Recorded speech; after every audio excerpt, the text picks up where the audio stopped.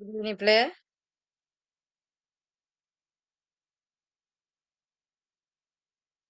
Good evening.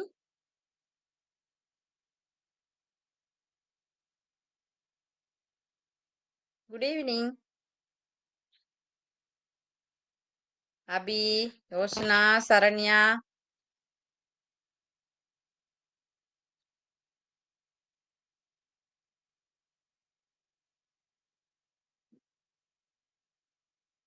Good evening, player. Saranya.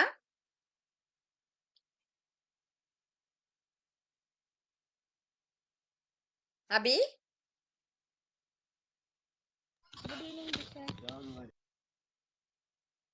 என்ன சரண்யா நான் பேசுற விளங்குது இல்லையா? ஆ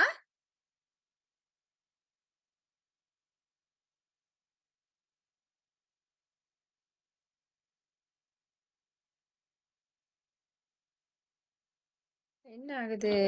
அபி என்ன சரண்யா ஏன் பேசுற விளங்குது இல்லையா? விளங்குது டீச்சர். அப்ப என்ன ஆச்சு? நான் இப்ப எவ்வளவு நேரம் பேசிட்டு இருக்கேன். ஆ ஸ்கூல் போனீங்களா? ஓ டீச்சர். ஒஷனா,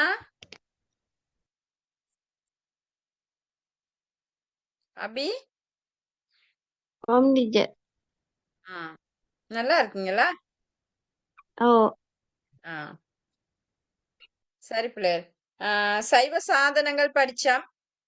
என்ன சைவ சாதனங்கள் தானே?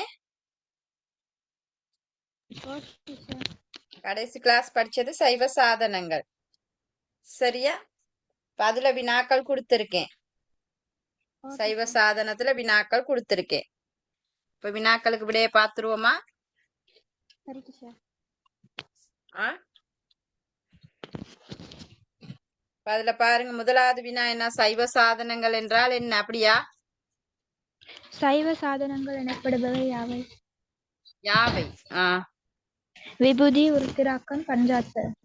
ஆ அவை சைவ சாதனம் என பெயர்பட காரணம் யாவை?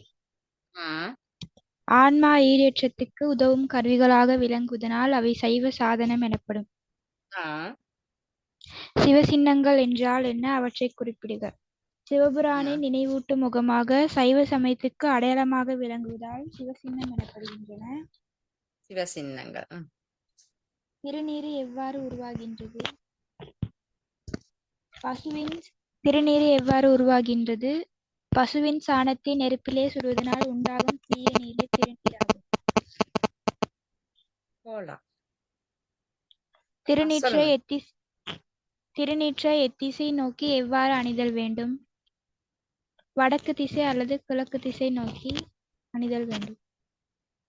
எவ்வாறு அணிதல் வேண்டும்?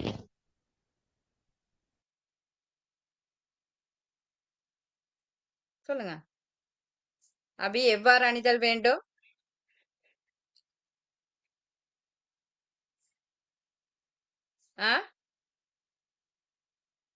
வடக்கு கிழக்கு திசையில இருந்து நாங்க என்ன செய்யணும்?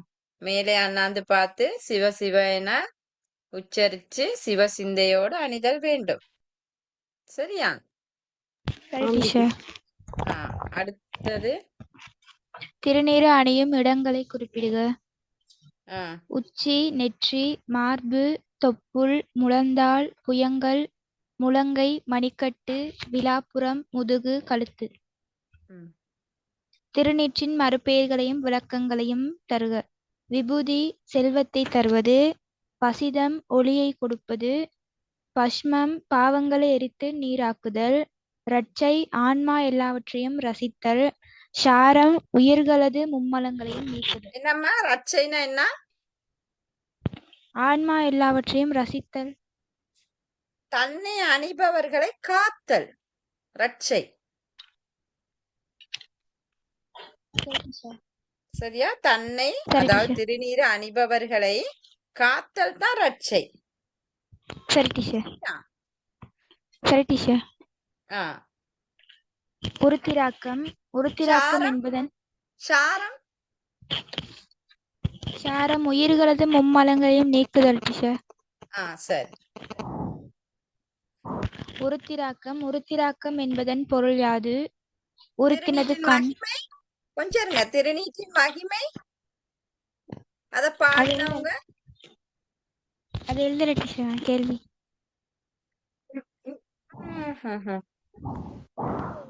சொல்லியிருப்பனே, அது திருநீர் அணியீர் அந்த இதை கேட்டிருப்பனே. சரியா? சரி டீச்சர்.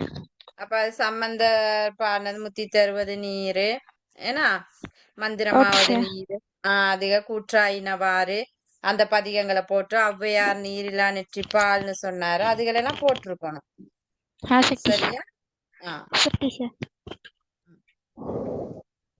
உருத்திராக்கம் என்பதன் பொருள் யாது? உருத்தினது கண்.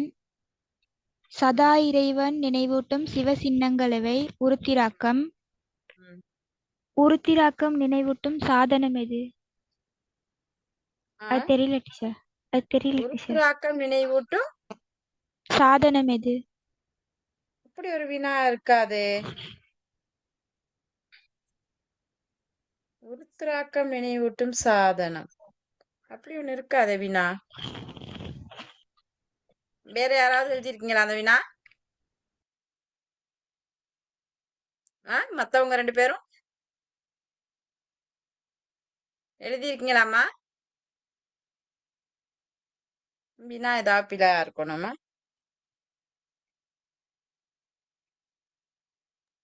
சரி டீச்சர். வினாத்தான் பிழையா இருக்கும். அடுத்த வினா வாசிங்க. உண்மை அடியார்கள் சைவ நெறியில் நின்று புரளாது காக்கும் ரட்சையாக இருப்பது எது? உருத்திராக்கம். உருத்திராக்கம். உருத்திராக்கம் அணிகள் எத்தனை முகங்களை கொண்டவை? 16 முகங்களை கொண்டவை. உருத்திராக்க மாலையின் நிறங்கள் எவை? பொன்னிறம், கருநிறம், கபில நிறம். உருத்திராக்கத்தின் பெருமையை யார் பாடியுள்ளார்? சம்பந்தர். உருத்திராக்க மாலையை அணிவதன் நன்மையை தருக. புறவியில் உடல் நலமும் செல்வ வளமும் நீண்ட ஆயுளும் கிட்டும். உருத்திராக்கம் அணியும் இடங்கள் யாவை? சிகை, சிரம், காது, மார்பு, தோள், கை.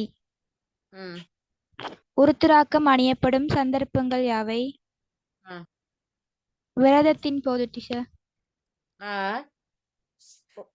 திருவிழாக்களுக்கு திருக்கோயில்களுக்கு சிவபூசை, செல்லும் போது. ஜெபம், தேவார பாராயணம், சிவாலய தரிசனம், சந்தியாவந்தனம்.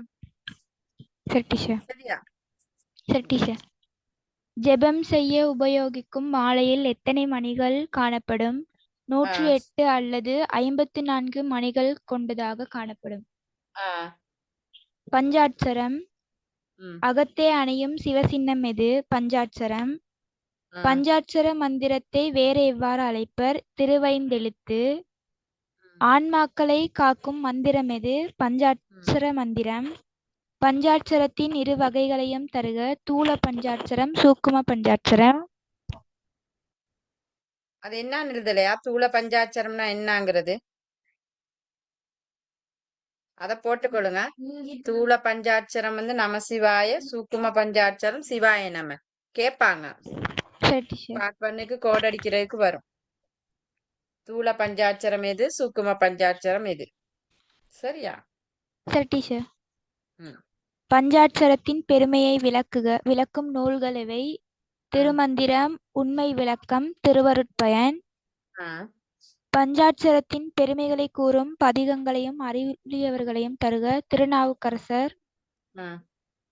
காதலாகி கசிந்து. அது திருஞான சம்பந்தர் டீச்சர். திருஞான சம்பந்தர். அவள் தட்டிச்சு கேள்வி. திருநாவுக்கரசர், சொற்றுணை வேதியன், திருநாவுக்கரசர், சுந்தரமூர்த்தி நாயனார்ட அதுகளை எழுதுனீங்கன்னா சரி தேடி. அப்ப சிறு குறிப்பு எழுதுனீங்களா இந்த 3 பத்தி? அம்மா என்ன தெரியுமா, நாளைக்கு ஸ்கூலா? சரி பாப்போம். சரி நீங்க போங்க, நான் பிறகு பாக்குறேன் நாளைக்கு ஸ்கூல். இது எங்க இருந்து எடுத்துட்டு வந்தீங்க? இங்க கொண்டா, இங்க கொண்டாங்க அதை வேணாம், இங்க கொண்டா, கவனம் இங்க கொண்டா பாருங்க, கொண்டாங்க இங்க. நிறைய இருக்கா இல்லையே? சரி, எங்க இருந்துச்சு? சரி, போயிட்டு முகம்லாம் கழுவிட்டு வாங்க. சரியா பிள்ளைகள்? அப்ப இது 3 பத்தியும் சிறுகுறிப்புக்கு எழுதுறதுக்கு தெரிஞ்சு வச்சுக்கொள்ளுங்க. இது இவ்வளத்தையும் 3ஐயும் பத்தி சிறுகுறிப்பு எழுதி வைங்க, 3 பத்தியும். சரியா? சரி டீச்சர். அடுத்து பாருங்க, இன்னைக்கு அபரக்கிரியை. அபரக்கிரியை இப்ப நம்மட வாழ்வியல் சடங்கு இருக்கு தானே? ஏன்னா வாழ்வியல் சடங்குன்னா என்னது? வாழ்க்கையில நடைபெற சடங்குகள். மனித வாழ்வில் இடம்பெறும் சடங்குகள் வாழ்வியல் சடங்குகள். மனித வாழ்வில் இடம்பெறும் சடங்குகள் வாழ்வியல் சடங்குகள் தானே? அப்ப இந்த வாழ்வியல் சடங்குகள் 2 வகையா நாங்க பிரிப்போம். வாழ்வியல் சடங்குகளை என்ன செய்வோம்? 2 வகையாக பிரிப்போம். இப்ப அதுல ஒன்று வந்து நீங்க பாத்தீங்கன்னு சொன்னா தர்ஷன், அதுல ஒன்று வந்து பூர்வ கிரியை, மத்தது அபரக்கிரியை. பூர்வ கிரியை, அபரக்கிரியைன்னு சொல்லுவோம். இந்த பூர்வ கிரியைகள் எல்லாமே மங்கள சடங்குகளாக இருக்கும். அபரக்கிரியை எல்லாம் அமங்கல சடங்குகளாக இருக்கும். பூர்வ கிரியைகள் எப்படி இருக்கும்? மங்கள சடங்குகளாக இருக்கும். அபரக்கிரியைகள் வந்து அபரக்கிரியை எல்லாம் அமங்கல சடங்குகளாக இருக்கும். சரியா? அப்ப 2ம் ஆன்மாவுக்கு தான் செய்யப்படுகிறது. 2 சடங்குகளுமே ஆன்மாவுக்கு செய்யப்படும். அப்ப இதுல நீங்க பாத்தீங்கன்னா பூர்வ கிரியை என்பது ஒரு ஆன்மா பிறந்தது முதல் உயிரோடு இருக்கும் காலம் வரைக்கும் ஆன்மாவுக்கு செய்கின்ற கிரியைகள் பூர்வ கிரியைகள். இப்ப நாங்க ஆன்மானா நாங்க தானே, நாங்க பிறந்ததுல இருந்து உயிரோடு இருக்கிற வரைக்கும் எங்களுக்கு செய்யற எல்லா கிரியைகளும் பூர்வ கிரியைகள். அப்ப நாங்க பிறந்ததுல இருந்து பாத்தீங்கன்னு சொன்னா எங்களுக்கு என்னென்ன பூர்வ கிரியைகள் செய்வாங்க? பூர்வ கிரியைகளுக்கு உதாரணம் கேட்டா எழுத தெரியணும் தானே? அப்ப பூர்வ கிரியைகள் என்னென்ன இருக்கு? சொல்லுங்க பாப்போம், சொல்லுங்க. என்னென்ன பூர்வ கிரியைகள் இருக்கு?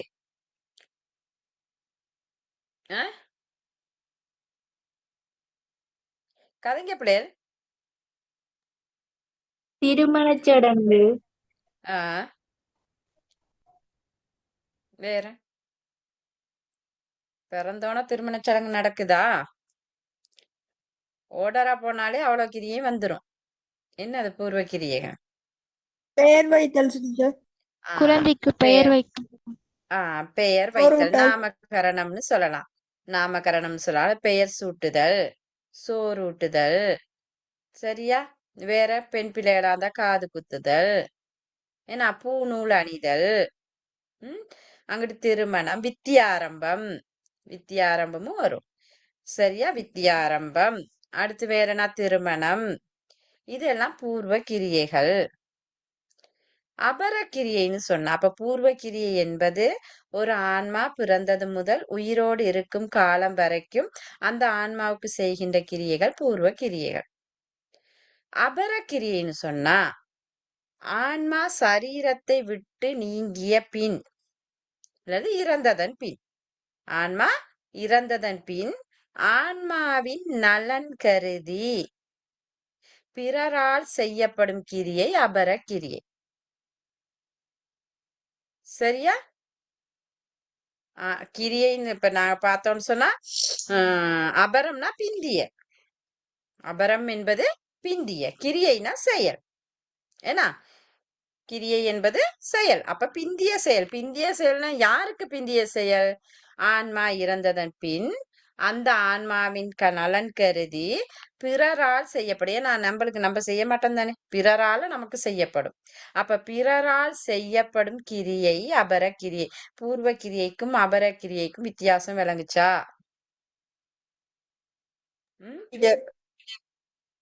அப்ப பூர்வ கிரியைனா என்னது? அதுக்குரிய உதாரணங்கள். அபரக்கிரியைனா என்ன? அபரக்கிரியை என்றால் என்ன? 2 புள்ளிக்குள்ளேர். அபரம்னு சொன்னா பிந்திய, கிரியை என்பது செயல். எனவே இறப்புக்கு பின் ஆன்மாவின் நலன் கருதி செய்யப்படும் கிரியைகள் அபரக்கிரியைகள். சரியா? இப்படியே எழுதலாம். அப்ப இதுல நீங்க பாத்தீங்கன்னு சொன்னா இறந்ததற்கு பின்னுக்கு எங்கட ஆன்மா இறந்ததற்கு பின்னுக்கு யாரால செய்யப்படும் அந்த ஆன்மாவுக்கு? ம்? கிரியெல்லாம் யாரால செய்யப்படும் சொல்லுங்க. அவட மகன்கள். பிள்ளைகளால செய்யப்படும். ஏன்னா பிள்ளைகளால செய்யப்படும், சகோதரங்களால செய்யப்படும், உறவினர்களால செய்யப்படும். ஏன்னா இப்ப பிள்ளை இப்ப இப்ப நாங்க சொல்லுவோமே பிள்ளைகள் இல்லாதவங்க இருப்பாங்க.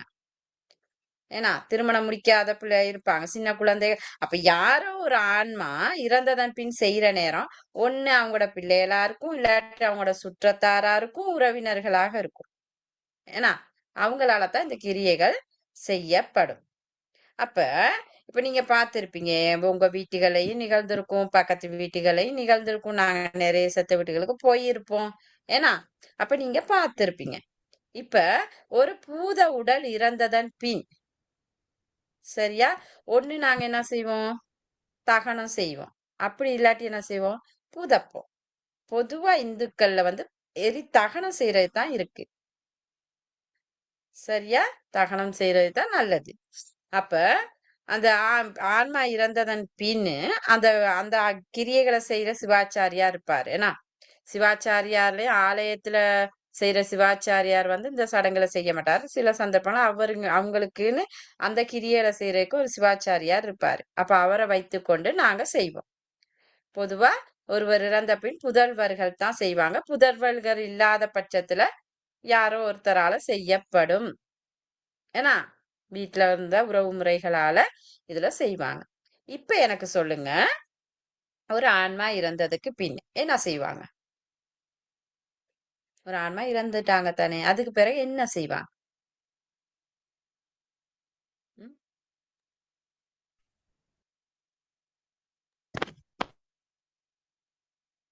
கிரியைகள் செய்வாங்க டீச்சர். விலங்கல கிரியைகள் எல்லாம் முடிச்சு கொடுப்பாங்க. ஈமக்கிரி ஆஹ் ஈமக்கிரியெல்லாம் செய்யறதுக்கு முன்னுக்கு செய் ஒரு ஆன்மா இறந்துட்டா என்ன செய்வாங்க? ஒண்ணு இப்ப இப்படி யோசிச்சு பாருங்களேன். வீட்டுல இறக்குற ஆன்மாக்கள் இருக்கு. இல்ல நாங்க எப்படியோ வகையில ஒரு ஆன்மா இறக்கும் தானே. இறந்த உடனே நாங்க போயிட்டு என்ன செய்ய மாட்டோம், எரிக்கவும் மாட்டோம், புதைக்கவும் மாட்டோம். ஏன்னா வீட்டுல கொண்டாந்து வச்சுதான் எங்களுடைய இந்து சமயத்தை பொறுத்தவரையில வீட்டுல கொண்டாந்து வைத்து அதுக்கு பிறகு சடங்கு கிரியெல்லாம் செஞ்சுட்டு தான் அந்த ஆன்மாவை நாங்க உரிய இடத்துல செய்வோம். அப்ப அந்த ஆன்மா இறந்ததன் பின் என்ன செய்யப்படும், அந்த ஆன்மா சுத்தி செய்யப்பட்டு சரியா அலங்கரிக்கப்பட்டு என்ன செய்யும், வீட்டுல கொண்டுட்டு வந்து நாங்க வைப்போம். எப்படி வைப்பீங்க நீங்க வீட்டுல கொண்டாந்து? ம்? எப்படி வைப்பீங்க?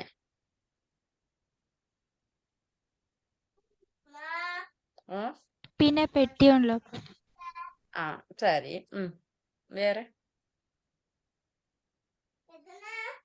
வேற நீங்க என்ன இருக்கும் பாருங்க. எல்லாரும் கூடுகின்ற ஒரு மேல இடமாக இருக்கும். ஏன்னா ஐஸ்வர்யா மேல. வீட்டுல அதான் முன் இதுல தான் வச்சிருப்போம். முன் எல்லாரும் வந்து போற இடத்துல நாங்க வைத்திருப்போம். அதுவும் நீங்க பாத்தீங்கன்னு சொன்னா தலை வந்து தெற்கு பக்கமும் கால் வடக்கு பக்கமும் இருக்கிற மாதிரிக்கே அந்த பிரேத உடல் வந்து வைக்கப்பட்டு இருக்கும். சரியா? அப்ப அதுல அந்த கொண்டாந்து வச்சதுல இருந்து நீங்க பாத்தீங்கன்னு சொன்னா அந்த ஆன்மா வந்து நாங்க சுடலைக்கு எடுத்து செல்லும் வரைக்கும் வீட்டுல சில கிரியைகள் செய்யப்படும். அப்ப அந்த வீட்டுல செய்யப்படுகின்ற கிரியைகள் என்ன நான் சொல்லுங்க பாப்போம். சொல்லுங்க. நீங்க பார்த்ததை தான் பிள்ளைகள் கேட்கிறேன். நீங்க பெருசா யோசிக்காதீங்க. என்னென்ன பார்த்திருக்கீங்கன்னு சொல்லுங்க.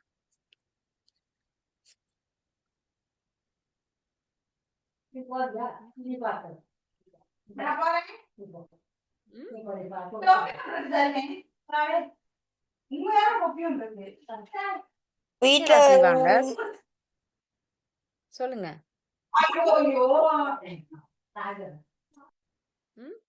வீட்டுல கொண்டாந்து வைப்பாங்க டீச்சர். வீட்டுல கொண்டாந்து வைப்பாங்க. வச்சுட்டு என்ன செய்வாங்க? வீட்ல வச்சு டீச்சர் சில சடங்குகள் செய்வாங்க. அந்த சடங்குகளை தான் கேக்குறேன் என்னான்னு, என்னென்ன செய்வாங்கன்னு. நீர்மாலை எடுப்பாங்க டீச்சர். நீர் மாலை எடுப்பாங்க. வேற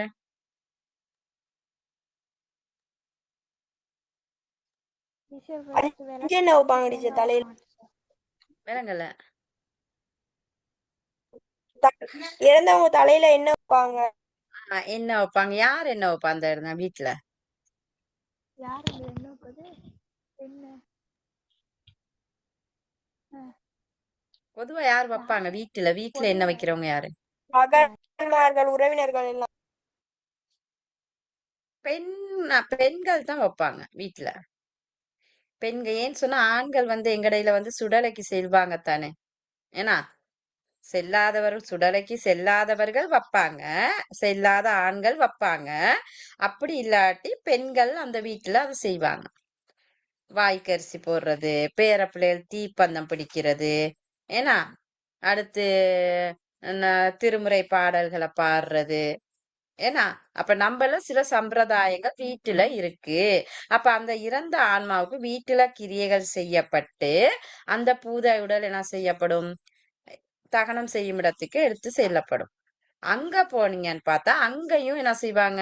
ஆண்கள் வாய்க்கரிசி போடுறது, ஏன்னா திருமுறை பாட மற்றது அந்த மாதிரி சடங்கு முறைகள் அந்த இடத்துலயும் இருக்கும்.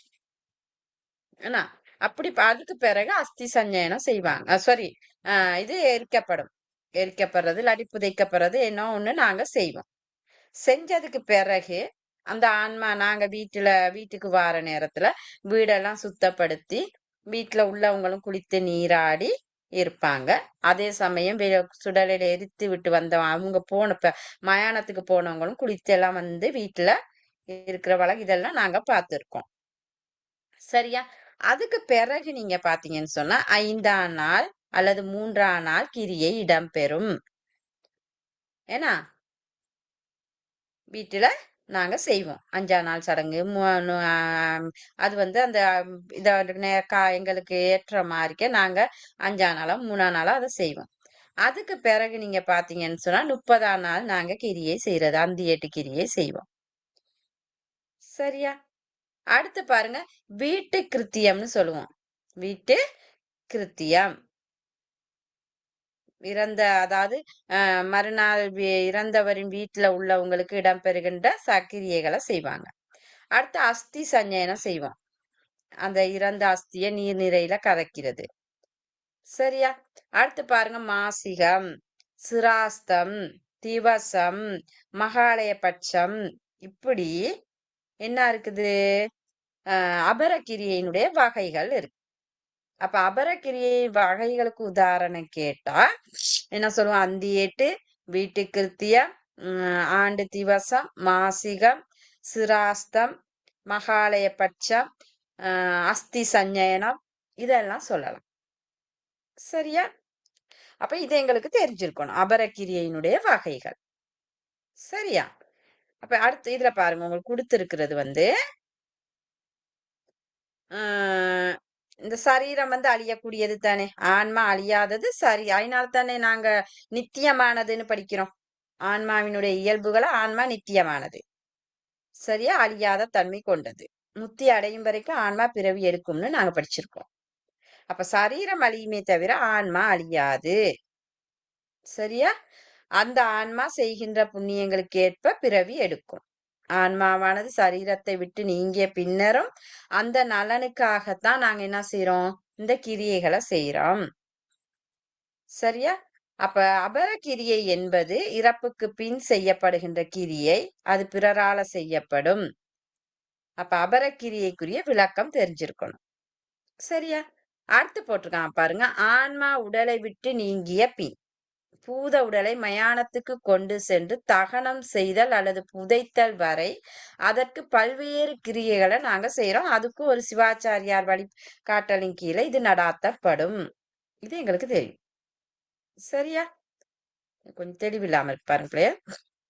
ஒருவருக்கு அபரக்கிரியைகள் செய்யத்தக்கவர்கள் அவர்களுடைய புதல்வர்கள். புதல்வர்கள் இல்லாத போது யாரோ ஒருவரால அந்த கிரியைகள் செய்யத்தான் நாங்க போறோம்.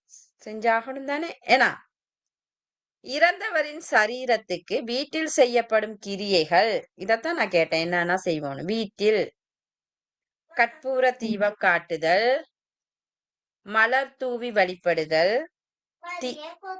இல்லம்மா தீப்பந்தம் பிடித்தல், திருமுறை ஓதல், வாய்க்கரிசி போடுதல் முதலானவை வீட்டில் இடம்பெறுகின்ற கிரியைகள். சரியா? அதுக்கு பிறகு மயானத்துக்கு எடுத்து செல்லப்பட்டு அங்கும் சில கிரியைகள் மேற்கொள்ளப்பட்டு தகனம் செய்யப்படும். இந்த வீட்டுல செஞ்ச கிரியைகள் ஆண்களால மயானத்துல செய்யப்படும். சரியா? அதுக்கு பிறகுதான் தகனம் செய்யறது இடம்பெறும். பூத உடல் தகனம் செய்யப்பட்டால் தகனம் செய்த இடத்தில் உள்ள சாம்பலை விதிமுறைப்படி சேகரித்து அதை புண்ணிய நீர்நிலைகளில் கரைத்து விடுவர். இது அஸ்தி சஞ்சயனம்னு சொல்லுவோம். அஸ்தி நாங்க விரந்த அந்த சாம்பலை தான் அஸ்தின்னு சொல்லுவோம். சஞ்சயனம் கரைத்தல். அப்ப அஸ்திய நீர்நிலையில கரைக்கிறது தான் அஸ்தி சஞ்சயனம். சரியா? ஒருவர் இறந்து 30ஆம் நாளில் அந்தியேட்டு கிரியை இடம்பெறும். அந்தியேட்டு என்றால் இறுதியாக செய்யப்படும். அந்தினா இறுதி, இட்டுனா யாகம்.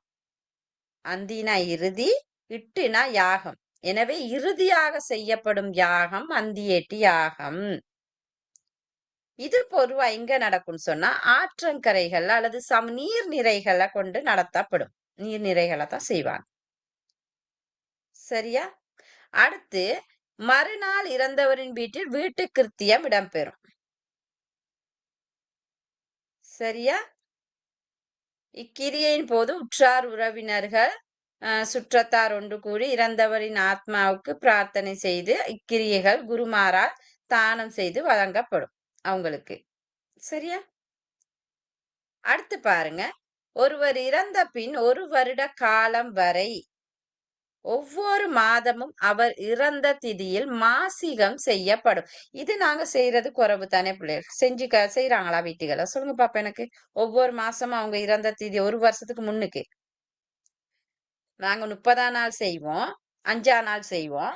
அதுக்கு பிறகு நாங்க செய்யறது 1 வருஷம். மாசம் மாசம் செய்யறாங்களா வீட்டுகள்ல?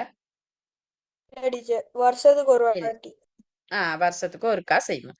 அப்ப இது இந்த மாசிகம்னு சொல்றது அந்த இறந்த 1 வருஷம் வரைக்கும், அந்த ஆன்மா இறந்து 1 வருட காலம் வரைக்கும் ஒவ்வொரு மாசமும் அந்த திகதியில நாங்க செய்யறோம். இதுதான் மாசிகம்.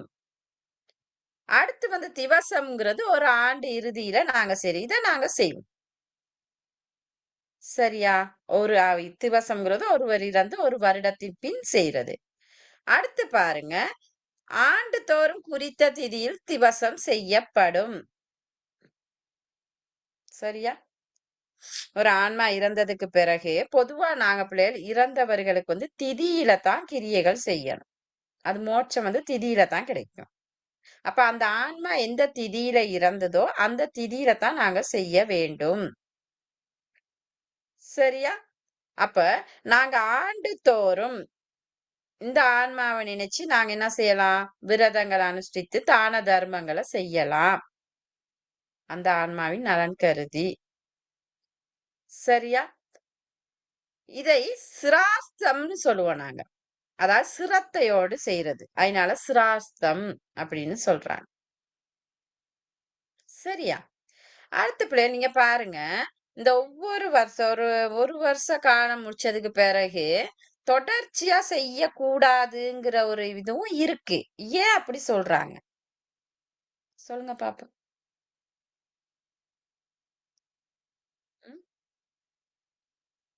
தொடர்ச்சியாக செய்யக்கூடாது அப்படிங்கிற ஒரு வினாவும் இருக்கு.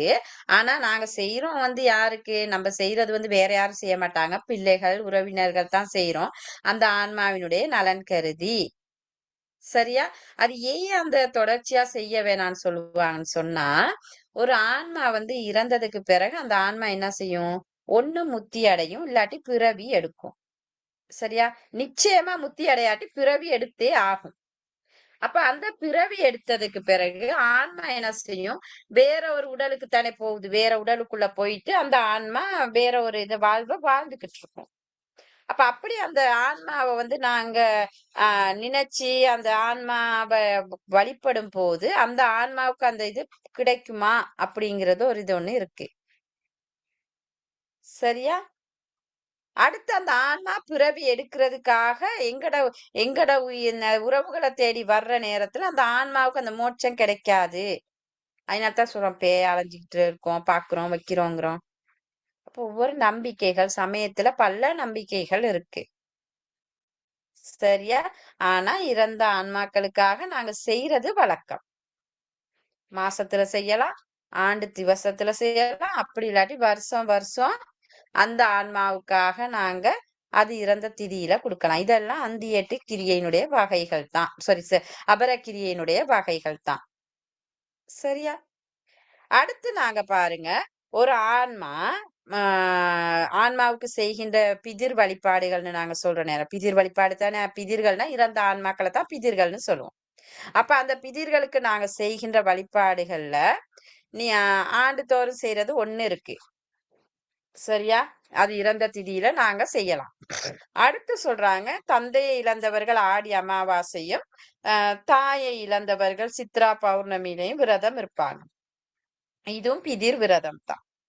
அடுத்து சொல்றாங்க, இந்த புரட்டாதி மகாலய பட்சம்னு சொல்லுவோம். புரட்டாதி மாதத்துல வார மகாலய பட்ச காலம்னு ஒண்ணு இருக்கு. அப்ப அதுல நீங்க பாத்தீங்கன்னு சொன்னா 15 நாட்கள் இருக்கும். புரட்டாதி மகாலயத்துல வார 15 நாட்கள் இருக்கு. அந்த 15 நாட்களும் நாங்க என்ன செய்யலாம்னு சொன்னா, அந்த இறந்த ஆன்மாக்களை நினைச்சு அவங்களுடைய அதுல இன்னொன்னு சொல்லப்படுது என்னன்னு சொன்னா, அந்த புரட்டாதி மகாலய 15 நாட்கள்ல இந்த பிதிர்கள் பூலோகத்துக்கு வர்றதாக ஒரு நம்பிக்கை. தனது உறவுகளை காண்றதுக்காக பூலோகத்தை நோக்கி வருவாங்க.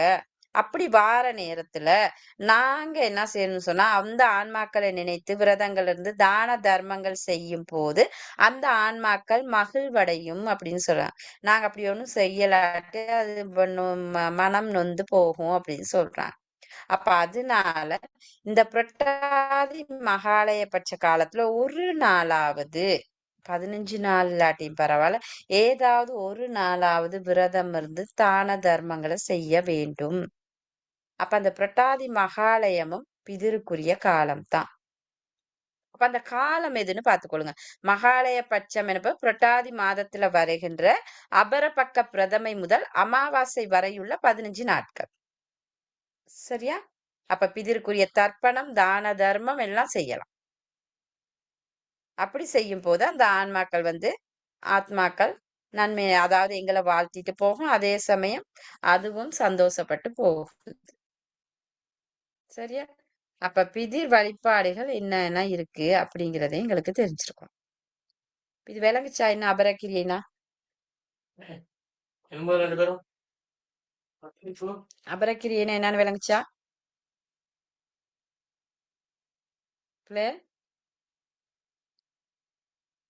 விளங்குச்சா? ஓ விளங்குச்சு. டவுட் இருந்தா கேளுங்க.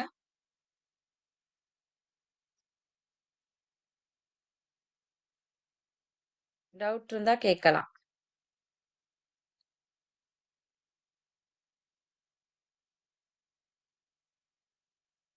இல்ல. அப்ப அபரக்கிரியைன்னு தலைப்பு போடுங்க.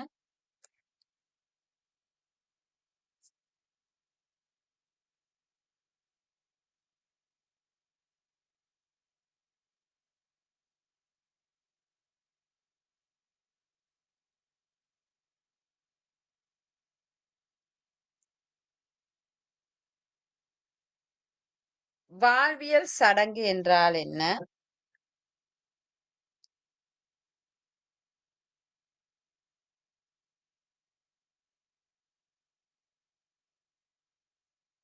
கழுவிட்டு தூங்குது.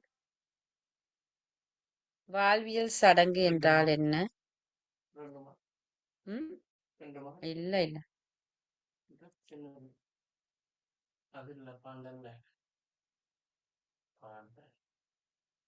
வாழ்வியல் சடங்கு என்றால் என்ன? வாழ்வியல் சடங்குகளை வகைப்படுத்தி விளக்கம் தருக.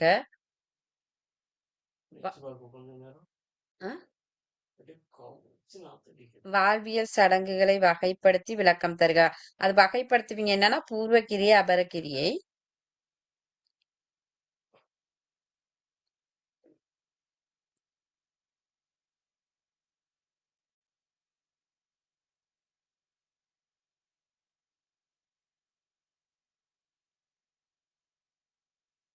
பூர்வ கிரியைகளுக்கும் அபர கிரியைகளுக்கும் உதாரணம் தருக. பூர்வ கிரியைகளுக்கும் அபர கிரியைகளுக்கும் உதாரணம் தருக.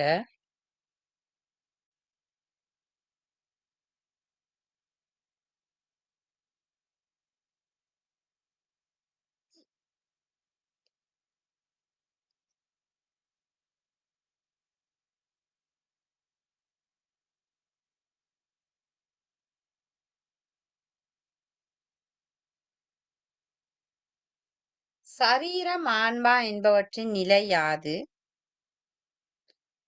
சரீரம் ஆன்மா என்பவற்றின் நிலை யாது?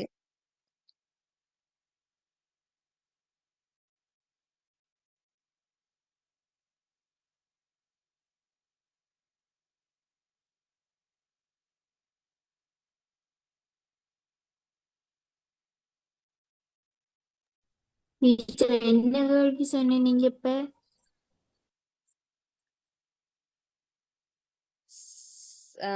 சரீரம் ஆன்மா என்பவற்றின் நிலை யாது?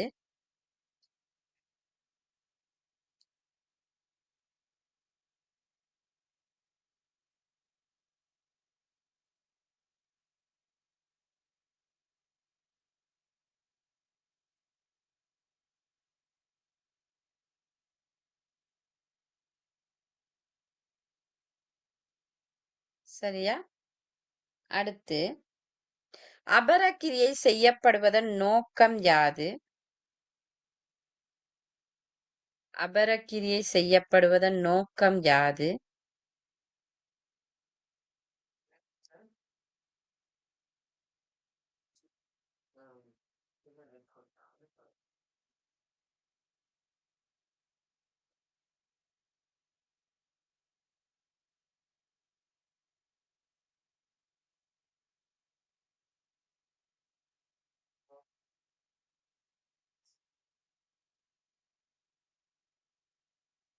ஒருவருக்கு அபரக்கிரியை செய்யத்தக்கவர்கள் யாவர்? ஒருவருக்கு அபரக்கிரியை செய்யத்தக்கவர்கள் யாவர்?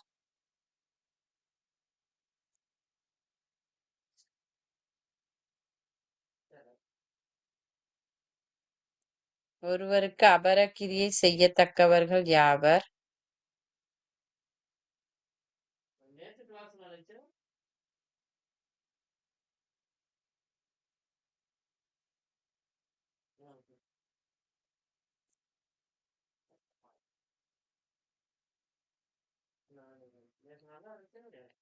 ஒருவருக்கு அந்தி ஏட்டு எத்தனையாம் நாள் நிகழும்?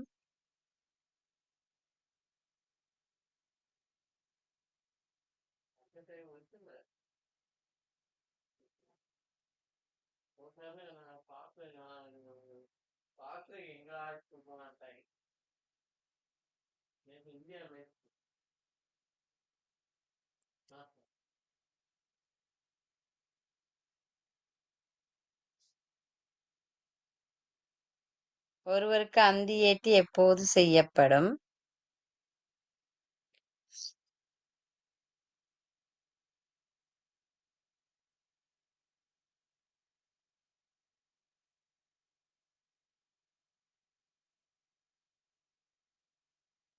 மகாலய பட்ச காலம் இது?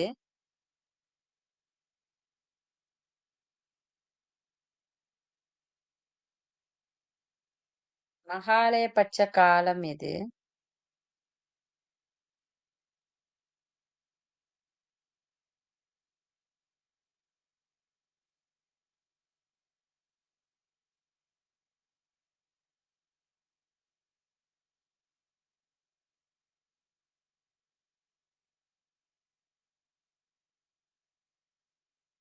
மகாலய பட்ச காலம் இது. அக்காலத்தில் செய்ய வேண்டியவை யாவை?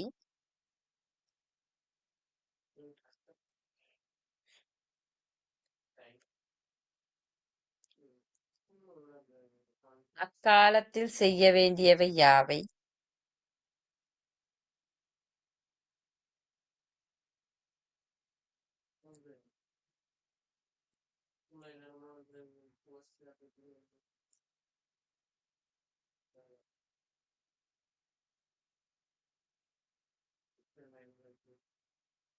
இறந்த ஆன்மாக்களை எவ்வாறு அழைப்பர்?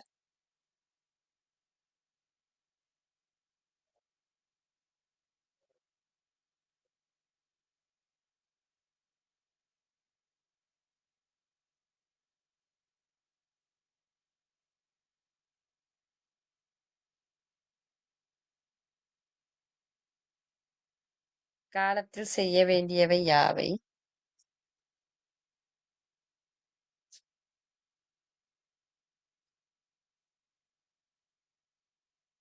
சரியா? பின்வரும் சொற்களுக்கு விளக்கம் தருக. பின்வரும் சொற்களுக்கு விளக்கம் தருக.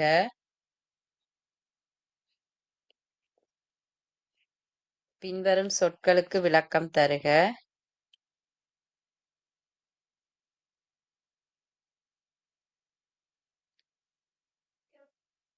ஒன்று அபரக்கிரியை.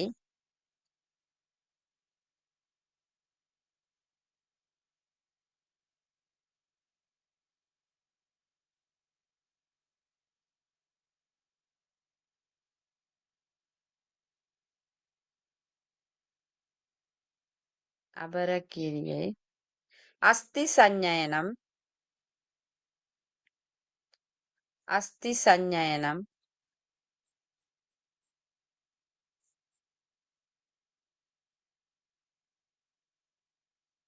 அஸ்தி சஞ்ஞயனம். அந்தி ஏத்தி.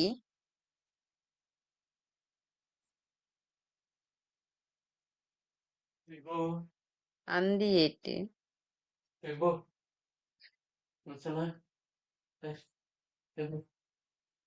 ஏழு மணிக்கு ஹிஸ்டரி கிளாஸ் இருக்குது. 6:45 ரூம்ல கழிட்டு ரெடியா வீட்டு கிருத்தியம். History class. வீட்டு கிருத்தியம். நாளைக்கு லீவு, நல்லா தூங்கி எழும்பலாம் காலையில. தூங்கிட்டு 7 மணிக்கு வீட்டு கிருத்தியம். History class. இங்கிலீஷ் கிளாஸ் செய்வாங்க. நாளைக்கு 8:30 ஐசிடி கிளாஸ் இருக்கு. ஆகி போக சொல்லுவோம். இப்போ 6:45 எழும்புவோம். மாசிகம். எழும்பு 6:45. மாசிகம்.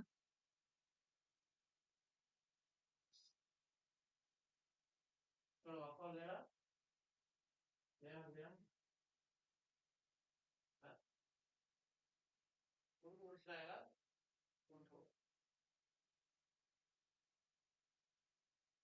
திவசம்.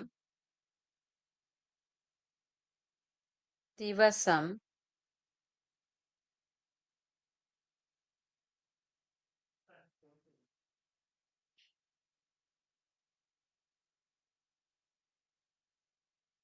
சிராஸ்தம்.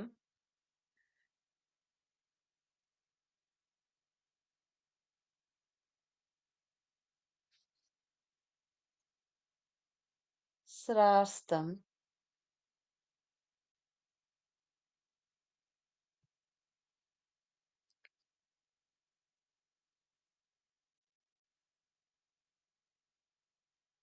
சரியா? இவ்வளவுதான். இதுக்குரிய விளக்கங்களை எழுதுனீங்கன்னா சரி. சரியா? இப்ப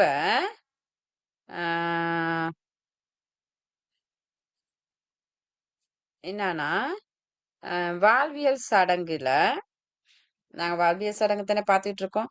வாழ்வியல் சடங்குகளை 2 வகையான சடங்குகள் இருக்கு. ஒண்ணு பூர்வக்கிரியை, மற்றது அபரக்கிரியை. கிரேட் 11ல 10ல என்ன இருக்கு? கிரேட் 10ல என்ன இருக்கு? பூர்வக்கிரியை டீச்சர். பூர்வக்கிரியை. ஏன்னா பூர்வக்கிரியையில திருமணம் பத்தி கிரேட் 11ல இருக்கு. அபரக்கிரியை பத்தி கிரேட் 10ல பூர்வக்கிரியையில திருமணம், கிரேட் 11ல வந்து அபரக்கிரியை. சரியா? அப்ப இது ரெண்டுல ஏதோ அபரக்கிரியை வந்திருக்கு. திருமணமும் இதுக்கு முன்னுக்கு சிறுகுறிப்பு வந்திருக்கு. அபரக்கிரியும் சிறுகுறிப்புளுக்கு வந்திருக்கு. சரியா? அப்ப கட்டாயம் என்ன செஞ்சுக்கொள்ளணும்? இத இப்ப நான் குடுத்த அந்த சிறுகுறிப்புக்கு ரெடி ஆயிக்கொள்ளுங்க. எப்பயுமே நான் அந்த ஒவ்வொரு பாடம் படிச்சு முடிச்ச பிறகும் நான் சிறுகுறிப்பு வருங்கிற ஒரு பகுதிகள் சொல்றேன் தானே! அந்த பகுதிகள கட்டாயம் சிறுகுறிப்பு எழுதி பாருங்க. இப்ப நீங்க இது இவ்வளவும் எழுதணும். சிறுகுறிப்ப பத்தி எழுதணும். இந்த நான் சொன்னது அபரக்கிரியைனா என்னது? அதுக்குரிய விளக்கங்கள், மத்தது இந்த ஒவ்வொரு சொற்களுக்குரிய விளக்கங்கள் எல்லாம் கேட்டிருக்கனே, அதெல்லாம் எழுதணும். எழுதுனா தான் சிறுகுறிப்புக்கு சரியா வரும். சரியா? பார்ட் 1க்கு இப்ப திருமணத்துளுக்கு கேட்டா, பார்ட் 2ல அபரக்கிரியை பத்தி கேட்பாங்க. சாய்ஸ் வினாவுகளுக்கு போடுவாங்க. இப்ப கட்டாயம் திருமணத்தை பத்தியும் சிறுகுறிப்பு எழுதி பார்க்கணும். அபரக்கிரியை பத்தியும் சிறுகுறிப்பு பார்க்கணும். சரியா? இப்ப இது விளங்குச்சா? ஆ? விளங்குச்சா? விளங்குச்சு. ஆ, விளங்குச்சு டீச்சர். 10 நிமிஷம் இருக்கு. 10 நிமிஷம் இருக்கு. 6:50 விடாக்களுக்கு விட எழுதிரேலுமா?